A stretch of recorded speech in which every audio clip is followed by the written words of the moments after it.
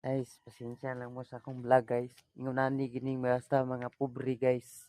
Pobre dili ka eskwela ug tarong kay tungod walay ika support sa pag-eskwela.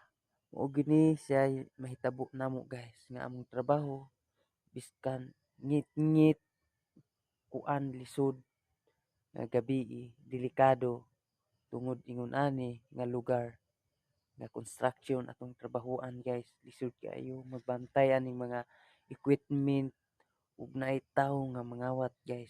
Kani mao gini siya pinaka lisod nga trabaho guys.